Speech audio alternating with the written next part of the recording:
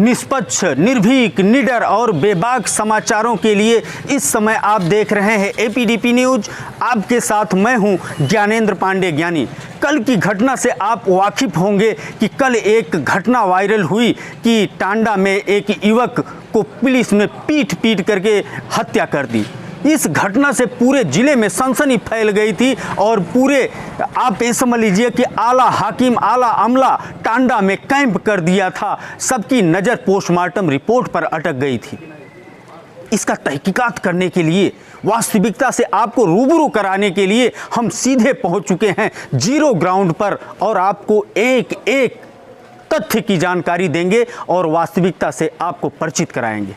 हम बता देना चाहते हैं कि जो तहरीर में दिया गया है, पीड़ित पक्ष द्वारा यह आरोप लगाया गया है कि यह वही घटना स्थल है कि जहां पर रिजवान नाम के 22 साल के बच्चे को पुलिस ने पीटा था। हम आपको दिखा देना चाहते हैं, अपने छाया पत्रकार से बोलेंगे उस कैमरे की तरफ दिखा दें जो उस खंभे में लगा हुआ है। ये तीसरी आंख होता है, ये सबसे बड़ा गवाह होता है। इसके अलावा दुकानों पर यहाँ कई जगह कैमरा लगा हुआ।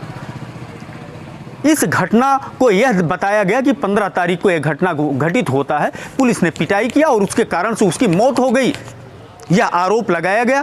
हम जो प्रथम दृष्टया पहले डॉक्टर के पास जाते हैं, जो हकीम हैं यहाँ के, उनसे हमने पूछा कि आपके पास वो कब रिजवान आया था, तो उन्होंने बताया कि हमारे पास 12-13 तारीख को आया था, जबकि 15 तारीख को यह घटित घटना बताया जा रहा है। हम सीधे आपको सबूत के तौर पर ले चलते हैं डॉक्टर हकीम के पास। में रिजवान नाम के लड़के की हुई कथित हत्याकांड के रहस्य से पर्दा उठाने वाले हकीम के पास हम पहुंच चुके हैं। हम जानना चाहेंगे कि कैसे क्या हुआ। मेरे पास उसकी फूफी आई और कहने लगी कि एक्सीडेंट हो गया है, मोटरसाइकिल से दवा दे दीजिए। मैंने तकरीबन 2 दिन तक उसका इलाज किया। तीसरे दिन मैं उसके घर गया तो उसका दाहिना पैर बहुत सूजन था, उसके हिलने डुलने में परेशानी थी, मेरे ख्याल से इन्फेक्शन हो गया था। बाएं पैर के में उसको ज़ख्म हुआ था। तो मैंने कहा कि एक्सरे करा के किसी दूसरे डॉक्टर को दिखा दो, ये मेरे बस के बात नहीं है। उसके बाद वो अस्पताल चले गए, इंतकाल हो गया। मतलब 2-3 दिन तक जो आपने इलाज किया उस दौरान कभी भी जिक्र नहीं हुआ कि पुलिस ने पिटाई किया, जबकि आपको ये बताया गया कि बाइक एक्सीडेंट में ये चोट लगा। जी है ना। तो 2-3 दिन जो है इलाज में उसने मुझको कभी नहीं वो या उसके घर वालों ने बताया कि पुलिस की पिटाई से अब ये घटना घटित हो गया। हाँ। उसके बाद जब आपने रहस्य से पर्दा हटाया कि उसका बाइक एक्सीडेंट के कारण इस तरह से हुआ था, तो अचानक आपके साथ कुछ लोगों ने बर्ताव गलत किया। आज सुबह उसका चाचा, मुझको मुन्ना कहते हैं, आए मेरे क्लिनिक पर और अभद्र भाषा का इस्तेमाल करने लगा, पिस्तौल उठाया मारने के लिए और गाली गुप्ता का मुझको। जी जी जी। मतलब आप के साथ अब लोग गलत व्यवहार कर रहे हैं। गलत व्यवहार कर परिवार, उसके परिवार के लोग गलत व्यवहार के आपने बयान कर दिया। इसके बाद जब उसकी सेहत बिगड़ जाती है, 3 दिन तक डॉक्टर हकीम ने उसका इलाज किया, तो सीधे सामुदायिक स्वास्थ्य केंद्र टांडा ले जाया जाता है, जहां पर डॉक्टरों ने कुछ ही घंटे रखने के बाद जिला चिकित्सालय के लिए रेफर कर दिया। ये भी तथ्य हमने इकट्ठा किया, सीधे पहुंच गया सामुदायिक स्वास्थ्य केंद्र और वहां के डॉक्टर क्या बताते हैं आप सुन लीजिए। मोहम्मद रिजवान हकीम से इलाज करवाने के बाद सीधे सामुदायिक स्वास्थ्य केंद्र टांडा पहुंचा था। वहां पर क्या डॉक्टर की ओपिनियन रही, किस पोजीशन में, किस परिस्थिति में उनको जिला चिकित्सालय के लिए रेफ़र करना पड़ा, हम सीधे आपको लिए चलते हैं सामुदायिक स्वास्थ्य केंद्र के डॉक्टर के पास।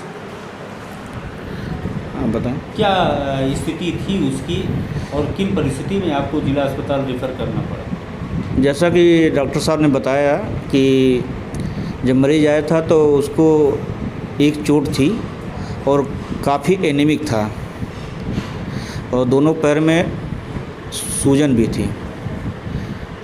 तो डॉक्टर साहब ने प्राइमरी एड दिया, उसका ट्रीटमेंट करके जिला अस्पताल पे रेफ़र कर दिया। कितना पुराना चोट लग रहा था? अब जैसा 5 दिन, लगभग 5 दिन का पुराना चोट बताया। जिला चिकित्सालय पहुंचने के बाद उसकी मौत हो जाती है। मौत के बाद एक स्क्रिप्ट रचा जाता है, एक स्टोरी रचा जाता है, एक कहानी रचा जाता है। वह भयावह कहानी था, इतना ज़बरदस्त कहानी था कि उसका मोटिव जब हमको पता चला कि जब यहाँ पर आकर के हमने सच्चाई को देखा कि एक सत्ता पक्ष का नेता अपने खोते हुए जनाधार को बचाने के लिए एक ऐसा भयावह स्टोरी डेवलप किया कि अगर यहाँ की जनता अमन चैन और प्रेम भाव रखने की आदती ना होती, यहाँ पर जो एक कौमी भाईचारा है उसका मिसाल कई बार टांडा की जनता ने कायम कर दिया है, कई बार उस मिसाल को प्रस्तुत किया है। अगर इस तरह का प्रेम भाव ना होता तो शायद बहुत ही भयावह स्थिति हो जाती। वह सत्ता पक्ष का नेता इसको तूल देने के लिए और अपने एक प्रतिद्वंदी सब इंस्पेक्टर, जिस सब इंस्पेक्टर से कई काम का ऑफर दिया था लेकिन उस महिला सब इंस्पेक्टर ने उसको घास नहीं डाला था, तो उस सत्ता पक्ष के नेता